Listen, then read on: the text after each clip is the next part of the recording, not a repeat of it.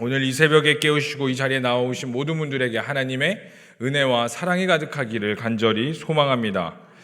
오늘 말씀은 시편 37편의 말씀입니다. 이 시편 37편의 말씀은 다윗이 이제 노년에 쓰였다고 많은 학자들이 이야기하고 있습니다.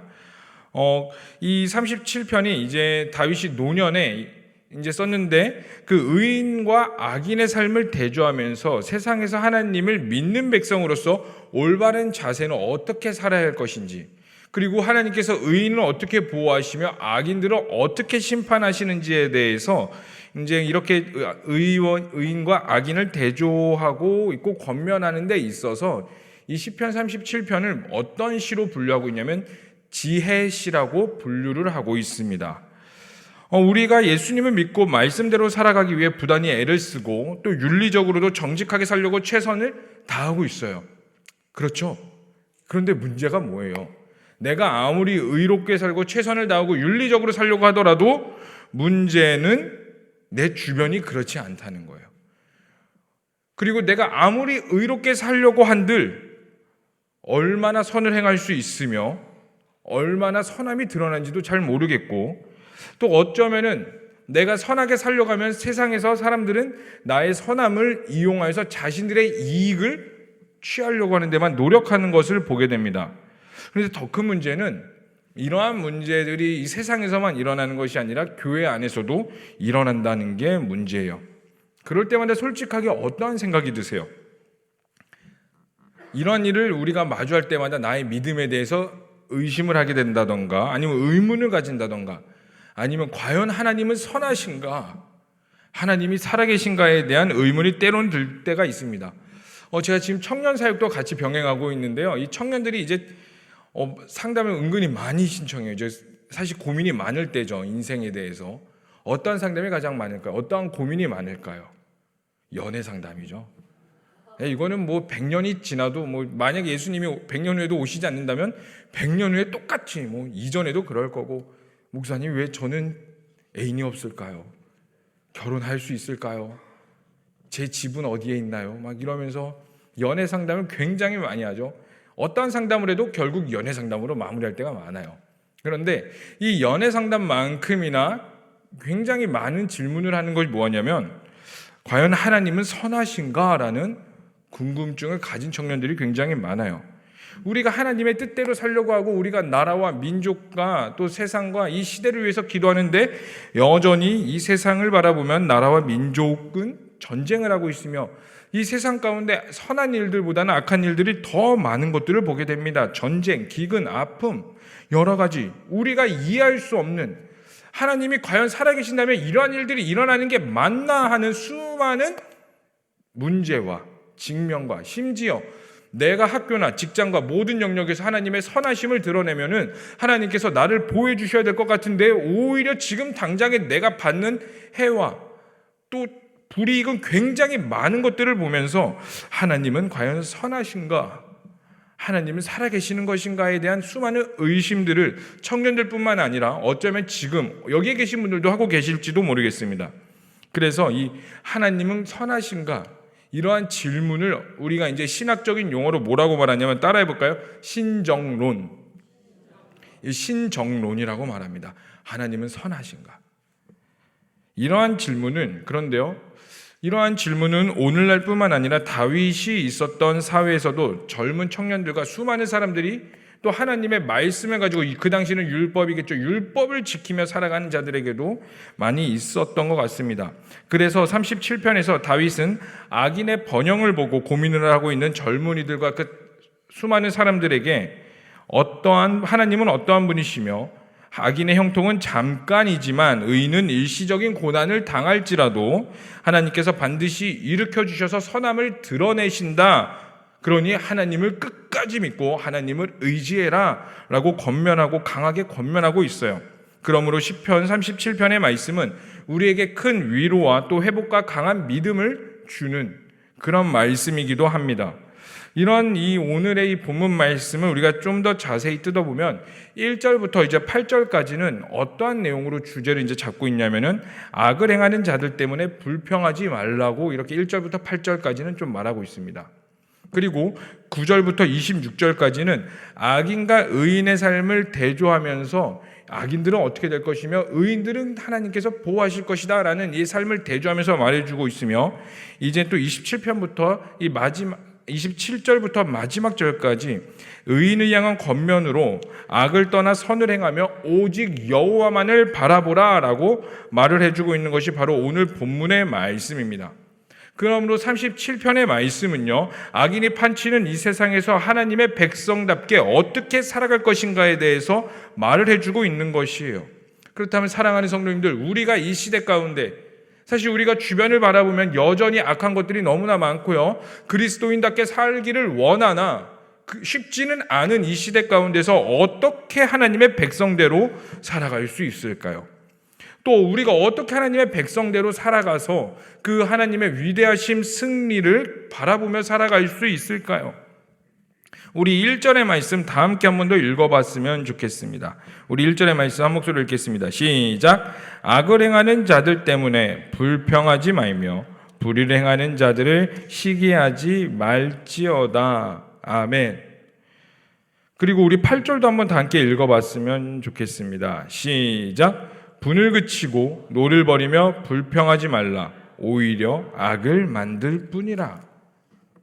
이게 두 개가 이제 연장선으로 볼 수가 있겠는데요. 오늘 1절은 악을 행하는 자들 때문에 불평과 시기를 하지 말라고 합니다. 그러니까 이 악을 보고 여기서 불평과 시기는요, 의로운 분노를 나타내는 게 아니에요. 마음의 격분을 말하고 있습니다. 그러니까 이 악인들이 잘 되는 것들을 보고 나하고 비교를 해서 나의 마음의 격분을 일으키지 마라. 사실 우리는 감정적으로 저게 악이든 의인은 사실 감정이 막 흥분하게 되면은 악이든 의이든 크게 신경 쓰이지가 않아요. 저 대상이 뭐로 보이죠? 그냥 나를 화나게 한 대상으로밖에 보이지 않습니다. 여러분, 근데 이러한 상황에서 잠언은 이렇게 말하죠. 우리 잠언 4장 23절의 말씀을 다 함께 읽어보겠습니다. 시작. 무릇 지킬 만한 것 중에 더욱 내 마음을 지키라. 생명의 근원이 이에서 남이니라. 그러니까 악인들을 보면서 우리는 그것들에 대해서 막 격분을 일으키는 것이 아니라 오히려 우리의 마음을 더욱더 강건하게 지켜야 된다는 거예요. 하나님께서는 우리의 마음을 지키라고 말씀하고 있고요, 이 악한 시대 가운데 우리가 가장 먼저 우리 가운데 지켜야 될 것이 무엇이냐면 하나님을 향한 우리의 마음을 지켜야 된다는 것입니다. 여러분, 악인에 대하여 우리가 생각하는 이 분노가, 나오는 분노가 의로운 분노인지 아니면 감정적인 격분인지를 정확히 분별할 수 있는 지혜가 필요해요. 사탄은요, 오히려 그 악인에 대해서 우리가 분노를 낼 때 그것들을 역이용해서 아까 말씀드렸던 것처럼 그게 악이든 의든 상관없이 그냥 나의 감정만 요동치게 한들 때가 굉장히 많습니다. 근데 여러분 다 경험해 보셨을 겁니다. 우리의 마음이 감정적으로 격분돼 있을 때 하나님께 온전히 예배할 수 있어요? 우리의 마음이 막 상해 있고 막 뭔가 흥분되어 있을 때에 하나님을 온전히 바라볼 수 있으며 그의 말씀 앞에 온전히 엎드리며 하나님의 말씀대로 살아갈 수가 있습니까? 온전히 예배할 수 없어요. 왜 그럴까요? 감정적인 분노와 시기는요, 하나님의 성품이 아니기 때문입니다. 오히려 4절에서 이렇게 말하고 있죠. 우리 4절의 말씀 한 목소리로 읽어보겠습니다. 시작. 또 여호와를 기뻐하라. 그가 내 마음의 소원을 내게 이루어 주시리라. 아멘. 1절의 말씀과 대조를 이루면서 오히려 여호와를 기뻐하라 라고 말하고 있어요. 이 말씀 안에서 하나님의 백성이 오히려 악인에게 집중하는 것이 아니라 하나님께 더 집중하라는 거예요. 그때 참된 기쁨의 근원 되시는 하나님으로부터 말미암아 진짜 기쁨을 누릴 수 있다는 것입니다. 사실 우리가 살면서 죄를 안 짓기 위해서 수많은 노력을 합니다. 특히 청년들이 이 죄에서 얼마나 본인이 싸움을 하고 씨름을 하고 있는지 몰라요. 남자친구들은 어떠한 씨름에 가장 연약해요? 음란이요. 여자분들은 어떠한 싸움에 연약해요? 시기와 질투. 누군가가 나보다 잘 돼가면은 축하는 해주만 속으로 시기하고 있고, 나의 자녀보다 남의 자녀가 잘 되고, 또 누군가가 결혼한다 그러면 축하하지만은 대체 우리 자녀들은 언제, 저놈의 자식은 언제 제대로 살아가지고 시집장가 갈 것이며, 이러한 비교를 대조를 하면서 오히려 죄에 대해서 많이 집중을 해요. 그런데 이러한 죄들이 사실 우리가 죄 짓고 싶어서 짓지는 않아요. 죄에 대한 생각들이, 분노들이 우리가 나는 죄를 지어야지, 나는 오늘은 꼭 분노를 하고 말 거야, 이렇게 강한 의지에서 나오지 않고 그냥 나도 모르게 이러한 분노와 죄성들이 나와요. 그럴 때마다 우리는 어떠한 생각을 해요? 사실 하나님이 죄를 걷어가 달라고, 하나님 나를 용서해 주시고 죄 짓지 말아야지, 죄 짓지 말아야지, 죄 짓지 말아야지. 우리는 그러한 생각을 하게 됩니다. 그런데요, 여러분, 역설적으로 우리가 죄 짓지 말아야지, 뭐 하지 말아야지, 뭐 하지 말아야지 할수록 우리는 더 쉽게 죄를 짓게 돼요. 왜 그럴까요? 하지 말아야지, 하지 말아야지 하면서 그거에 대해서 계속 생각하고 있거든요. 이거 하지 말아야지, 그럼 이거에 대해서 계속 생각하고 있는 거예요. 저거 하지 말아야지, 그럼 저거에 대해서 계속 생각하다 보니 결국에 정신을 차려봤을 때 우리는 이미 죄의 속성된 가운데 깊이 들어가 있고 뿌리박게 되는 것들을 보게 됩니다. 반대로 내 마음과 머리에 죄 대신에 하나님께 집중할 때 오히려 죄가 들어올 틈이 없다는 것을 우리는 볼 수 있습니다. 왜냐하면 하나님의 선하심과 죄는 공존할 수 없어요. 그런 우리의 마음과 생각에 하나님께 초점을 두고 하나님께 집중을 하면 죄가 들어올 틈이 사라지게 된다는 겁니다. 그래서 하나님께서 하나님을 기뻐하라, 여호와를 기뻐하라, 이렇게 말하고 있는 거예요. 여호와를 기뻐한다는 건 내 마음과 생각과 모든 영역에 오직 하나님께 집중을 할 때에 하나님의 선하심과 기뻐하심과 하나님의 성품이 내 마음 가운데 일어나게 된다는 거예요. 그래서 내 주변 환경이 어떠하든 간에 그것들을 바라보는 것이 아니라 하나님만 바라보게 되고 하나님으로 기뻐하게 된다는 겁니다. 그런데요, 4절 하반부는요, 하나님을 기뻐하라, 그리고 또 뭐라고 말하냐면 그가 내 마음의 소원을 내게 이루어 주시리라 라고 말을 하고 있습니다. 하나님께서 소원을 이루어 주신다고 말해요. 그런데요, 이 말은 우리가 아는 대로 하나님께서 우리가 원하는 걸 다 이루어 주신다는 것을 말하지는 않아요. 우리 마태복음 6장 33절의 말씀을 한번 다 함께 읽어보도록 하겠습니다. 시작. 너희는 먼저 그의 나라와 그의 의를 구하라. 그리하면 이 모든 것을 너희에게 더하시리라. 아멘이세요? 먼저 그의 나라와 그의 의를 구할 때 하나님께서 모든 것들을 더하신대요. 근데 그 모든 것들이 개념이 바뀌어버리는 거예요. 우리가 하나님의 마음이 있을 때에, 하나님을 기뻐할 때에 이 모든 것들의 개념이, 우리가 예전에는 뭐 내가 잘되고 나의 자녀가 건강하며 좋은 차와 좋은 집과 좋은 직장과 내 모든 삶이 형통한 거였다면은 이제 하나님의 온전히 된 마음과 하나님의 뜻과 지배를 받아 성령 충만하여서 하나님으로 기뻐할 때 그 모든 것들이 예전의 세상 물욕이 아니라 하나님의 원하시는 것과 하나님의 선하심과 하나님의 소원이 우리에게 다가와 하나님과 동행할 때에 비로소 그 진정한 소원이 이루어진다는 거예요. 쉽게 말해서 하나님의 마음이 나의 마음이 되는 것이고 하나님의 뜻이 나의 뜻이 온전히 이루어져서 그것들이 하나님의 나라로 이루어진다는 것을 말하고 있는 것입니다. 그러므로 사랑하는 성도님들, 하나님의 마음과 하나님의 뜻에 온전한 초점을 두시기를 축복합니다. 극단적인 훈련까지 하셔야 돼요. 그래서 날마다 여러분들은 선택의 훈련을 하셔야 됩니다. 사소한 것에서부터 돈 쓰는 것부터 시간 쓰는 것까지, 심지어 나의 감정 소모와 생각하는 모든 순간들을요, 그냥 그때 가면 되겠지, 아니요, 안 돼요. 모든 순간들을 하나님을 선택할 수 있고 하나님의 마음이 될 수 있도록 극단적이까지 내가 할 수 있는 최선의 것까지 거룩을 갈망하시며 하나님의 것들을 쌓아 나가셔야 되는 것입니다. 그럴 때에 하나님의 선하심이 우리 가운데 오히려 더 강하게 하나님께서 우리를 이끌으시리라 믿습니다. 물론 우리는 못해요. 연약하니까요. 죄인이니까요. 그러나 성령께서 우리와 동행하시는 줄로 믿습니다. 그래서 하나님의 선하심이 드러나는 성도님들 되시기를 간절히 소망합니다. 그리고 두 번째로 이제 의인과 악인의 삶을 대조하면서 37편은 말하고 있는데요. 우리 9절의 말씀을 다 함께 읽어보도록 하겠습니다. 시작.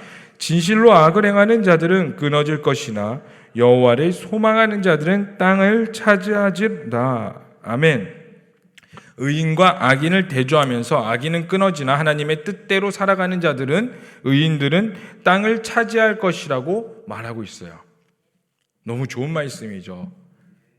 땅이 우리에게 생긴대요. 네. 근데 여기서 땅은 진짜 우리가 살아가는 이 땅을 말하는 것일까요? 땅은요, 성경에서 말하는 땅은 뭐냐면 하나님의 유업을 말하고 있어요. 그리고 결국엔 우리가 누리게 될 천국이며 하나님의 나라를 말하고 있습니다. 사실 어떻게 보면 이 성경 말씀은요, 끊임없이 우리에게 하나님의 백성과 하나님의 나라에 대한 이야기를 끊임없이 다양한 이야기와 다양한 단어로 우리에게 말을 하고 있는 것입니다. 그러면 예수님께서 이 땅 가운데 오신 이유가 뭐예요? 결국에는 우리를 구원하시며 천국 백성으로 회복입니다, 여러분. 회복시키기 위함에 있어요.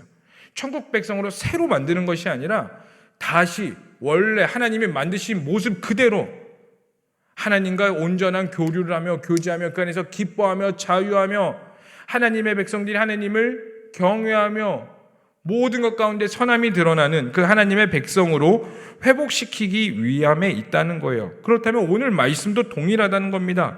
쓰는 단어가 조금 다를 뿐이지 결국 우리에게 하나님의 나라와 그의 유업에 대한 약속을 분명히 해주고 있다는 것이에요. 그렇다면 우리 22절의 말씀을 다 함께 읽어보겠습니다. 시작. 주의 복을 받은 자들은 땅을 차지하고 주의 끊어지리로다. 아멘. 이 악인과 의인을 비교하면서 땅 소유를 말하면서 다시 한 번 더 말하고 있죠. 22절에 주의 복을 받은 자들은 땅을 차지하며 그의 저주를 받은 자들은 끊어지리로다. 하나님과에서 온전히 끊어진다는 것을 말하고 있습니다. 여러분, 사탄의 목적은 결국은 다 똑같아요. 다양한 모습으로 우리에게 다가오고 다양한 형태로 우리에게 드러나고 있지만 사탄의 목적은 단 한 가지예요. 하나님의 백성이 하나님과 멀어지게 하는 것입니다. 그게 사탄의 바로 목적이고 또 그 하나님의 자리에 다른 것들을 미혹을 집어넣음으로써 잘못된 믿음과 신앙생활을 하면서 그것이 옳다고 만들어버리며 그것 가운데 나라는 우상을 만들어버려서 하나님을 온전히 경외하지 못하게 만드는 것이에요. 그러므로 믿음을 굳건히 지키시기를 바랍니다. 물론 넘어질 수 있어요. 때로는요, 실패할 수도 있고요, 좌절할 수도 있습니다.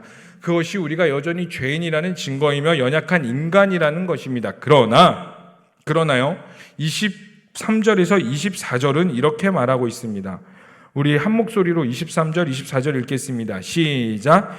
여호와께서 사람의 걸음을 정하시고 그의 길을 기뻐하시나니 그는 넘어지나 아주 엎드려지지 아니함은 여호와께서 그의 손으로 붙드심이로다. 아멘. 특히 이 24절의 말씀, 그는 넘어지나 아주 엎드려지지 아니함은 여호와께서 그의 손으로 붙드심이라. 이 말씀이 우리에게 큰 위로가 되는 것 같아요. 하나님께서 손으로 우리를 붙잡고 계십니다. 아주 굳건히 붙잡고 계세요. 그러므로 여기에 위로를 받으시기를 바랍니다. 이게 의인의 열매예요. 우리가 잘나서 서 있는 거 아닙니다. 우리가 의로워서 이렇게 예배할 수 있는 것도 아니고요.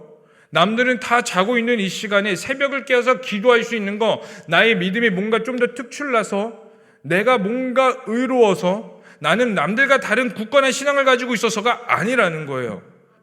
우리는 얼마든지 넘어질 수 있는 자들이나 하나님의 의의 오른손이 우리를 붙잡고 계신다는 거예요. 어제 여러분들의 삶은 어떠셨어요? 솔직하게. 하나님 보시기에 아니면 하늘 우러러 한 점 부끄럼 없는 삶을 사셨어요? 아니면은 너무나 연약하고 또 넘어지며 자녀와의 관계, 남편과 아내와의 관계, 직장에서의 관계에서 또 넘어지며 사셨습니까? 사실 우리가 떳떳하게 살 수 있다고 자랑할 수가 없어요. 그럼에도 불구하고 아니요, 설교를 하고 있는 저조차도 뭔가 있어 보이면서 설교를 하고 있지만 사실 어저께 저의 삶을 돌이켜보면 부끄러울 밖에 남는 게 없어요. 그럼에도 불구하고 이렇게 우리가 하나님께 기도하며 나아갈 수 있는 이유가 뭐예요? 하나님의 손이 우리를 붙잡고 계신다는 겁니다. 여러분, 그게 바로 여러분들이 이 자리에 나와 있는 증거고요. 여러분들의 자녀가 때로는 답답해 보이시죠? 그러나 여러분들의 자녀가 하나님을 예배하고 있다는 것, 그 증거 자체가 하나님이 자녀들을 붙잡고 계신다는 거예요. 우리 가정을 붙잡고 계신다는 겁니다. 나의 자녀는 교회 안 다니고 나의 가정은 하나님 아무도 안 믿고 나는 혼자 외로운 믿음의 싸움을 싸우고 있어요. 아니에요. 여러분들이 기도할 수 있는 것 자체가 하나님께서 붙잡고 계시다는 강력한 증거입니다. 그러니 사랑하는 성도님들, 하나님의 결과를 바라보시길 축복합니다. 하나님의 결과가 분명히 있을 것입니다. 그러면서 다윗은 마지막으로 의인들에게 하나님의 백성으로 어떻게 살아야 될지 권면하고 있는데 우리 27절의 말씀을 다 함께 읽어보겠습니다. 시작. 악에서 떠나 선을 행하라. 그리하면 영원히 살리리니. 이 말씀은요, 구약 성경에서 종종 하나님을 경외하며 악에서 떠나라는 의미로 잠언이나 욥기나 수많은 곳에서 사용되는 말씀입니다. 이것은요, 하나님을 경외하는 자는 악에서 떠날 수밖에 없음을 말해주고 있어요. 여기서 선은 단순히 윤리적인 행동이나 뭔가 건강한 긍정적인 생각이 아니라는 것을 분명히 잘 아시리라 생각합니다. 선은요, 하나님입니다. 인간이 아무리 선한들 윤리적으로 깨끗할 수 있으며 오류가 있으며 실수가 있습니다. 그런 우리가 하나님의 백성답게 살 수 있는 유일한 방법은 하나님 안에 거하는 것밖에 없다는 거예요. 왜냐하면 의인에게는 하나님의 법이 있거든요. 우리 다 함께 31절의 말씀 읽어보겠습니다.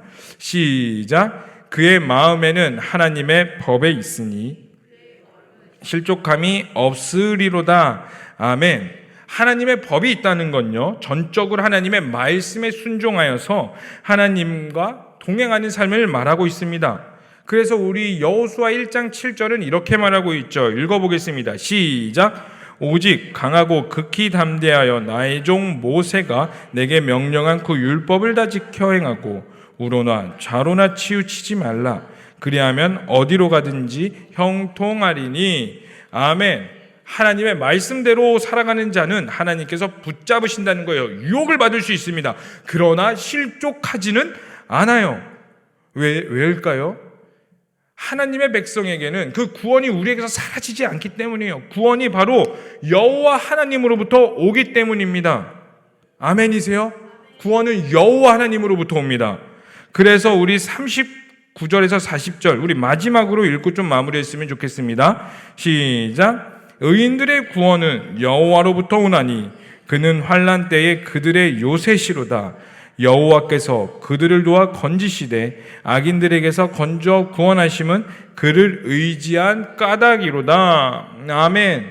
하나님을 의지하십시다. 하나님을 의지한다는 것은요, 내가 원하는 것, 내가 갖고 싶은 것들, 내 수많은 생각들, 이러한 것들을 가지고 하나님께 나아가는 것을 말하지 않아요. 진정한 의지는 내 욕심과 내 생각과 내 자아가 들어가는 것이 아니라 온전히 하나님께 내 모든 것들을 내려놓고 따라가는 것입니다. 내가 기도했는데 내가 원하는 대로 안 되고 내가 갈망했는데 나의 소원을 이루지 않는다고 불평하는 자들은요, 사실 하나님을 의지한 게 아니에요. 그들은요, 하나님을 이용한 것이에요. 여러분, 하나님을 이용하셔서는 안 돼요. 모든 걸 내려놓고 하나님을 의지하시길 바랍니다. 구원은요, 모든 것의 완성입니다. 모든 것의 결정체이며 클라이막스예요. 영화나 소설 이런 것들을 보면은 결국 마지막 엔딩을 위해서 서론과 본론이 전개되는 것들을 보게 돼요. 그럼 우리 인생을 봤을 때 서론은 무엇이 될까요? 태어났을 때를 생각할 수가 있겠죠. 그럼 본론은 언제일까요? 예수 그리스도를 믿고 난 인생을 본론으로 들을 수가 있습니다. 그럼 우리의 결론은 뭐예요? 구원입니다. 아까 말씀한 것처럼 땅이 영원히 우리 가운데 있다는 그 하나님의 유업과 하나님의 나라가 결국 우리의 결론이에요. 그렇다는 것은 우리 그 구원이라는 결론은 결국 하나님께 있으니 악함이 드러나고 내 삶이 때로는 풀리지 않더라도 내 삶 가운데 수많은 의심과 과연 하나님은 선하신가? 나는 기도했는데 하나님이 나의 모든 것들을 이루시지 않고 여전히 가족 구원에 대해서 씨름하고 계시며 자녀들의 문제와 또 말하지는 못하지만 여러 가지 문제로 씨름하고 계시는 사랑하는 성도님들, 하나님은 선하십니다. 그러기에 끝까지 하나님을 믿으시기를 소망합니다.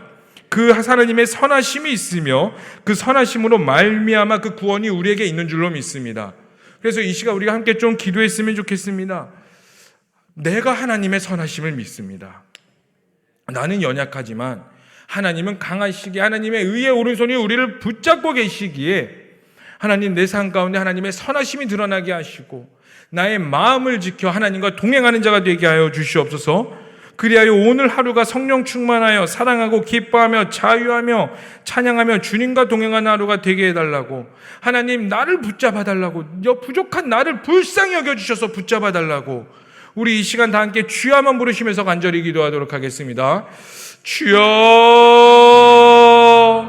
사랑의 하나님, 이 시간 우리가 주님께 간절히 기도하며 나아갑니다. 하나님 이러한 악한 시대 가운데에 악이 판치고 하나님은 선하신가라는 수많은 의심이 드는 이 상황 가운데에 내 원하심과 내 계획이 완전히 어그러질 것 같은 이 상황 가운데에서도 하나님은 선하심을 믿습니다. 그 하나님과 동행하는 의인들에게는 땅이 유업이 있음을 믿고 하나님의 나라가 우리 가운데 있는 줄로 믿습니다. 그러므로 내가 여호와로 말미암아 기뻐하게 하여 주시옵소서. 우리가 성령으로 말미암아 자유케 하여 주시옵소서. 그리하여 온전한 하나님의 뜻이 우리 가운데 이루어지게 하시고 그 구원의 열매가 우리 가운데 온전히 열매 맺게 하여 주시옵소서. 구원은 하나님께 있음을 고백합니다. 그 모든 것들은 하나님께 있음을 고백합니다. 하나님을 바라며 하나님께 기도하며 나아가는 모든 자들에게 성령의 기름 부으심과 충만하심이 있게 하시고 세부대가 되게 하여 주시고 오늘 기도하는 순간에 말씀하여 주시고 깨닫게 하여 주시옵소서. 주님과 동행하는 자들이 있게 하여 주시옵소서. 구원이 여호와께 있습니다. 모든 것이 여호와께 있습니다. 하나님은 선하십니다. 이 고백이 그리 아니하실지라도라는 고백이 우리 가운데 있어 온전히 주님을 따라가는 자들이 되게 하여 주시옵소서. 찬양합니다. 주님만이 예배합니다. 주님 홀로 영광 받으시옵소서. 살아계시고 찬양받게 합당하신 주님, 우리가 주님의 이름 앞에 나아갑니다. 우리는 부족한 죄인들이지만 연약한 자들이지만 하나님은 선하시기에 하나님은 의로우시며 그 의로운 자를 붙잡으시며 그 땅의 유업이 우리 가운데 있으므로 우리가 오늘도 주님께 나아갑니다. 하나님, 우리를 불쌍히 여겨주셔서 우리를 붙잡아 주시옵소서. 때로는 우리가 원치 않아도 죄를 짓게 되며 의심도 하게 되고 우리 가운데 일어나는 수많은 일들로 하여금 하나님에 대해서 생각을 하게 됩니다. 그러나 그 상황 가운데서도 주님을 바라보게 하여 주시옵소서.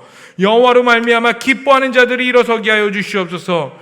이 시간 울부짖는 자들에게 성령 충만하여 여호와를 알게 하시고 하나님을 더 깊이 알며 그 하나님과 깊은 교제로 가게 하시고 사랑으로 행하는 자들이 일어나게 하여 주시옵소서. 이 시간 성령을 간절히 구합니다. 충만케 하여 주시옵소서. 이 모든 것을 믿고 살아계신 예수님의 이름으로 기도합니다. 아멘. 주여, 주여, 주여. 하나님, 우리가 주님의 얼굴을 구합니다. 하나님, 이 시간 성령의 충만을 구합니다. 주님의 뜻을 구하는 모든 세대들에게 하나님의 얼굴을 나타내시옵소서. 주님의 얼굴을 나타내시옵소서.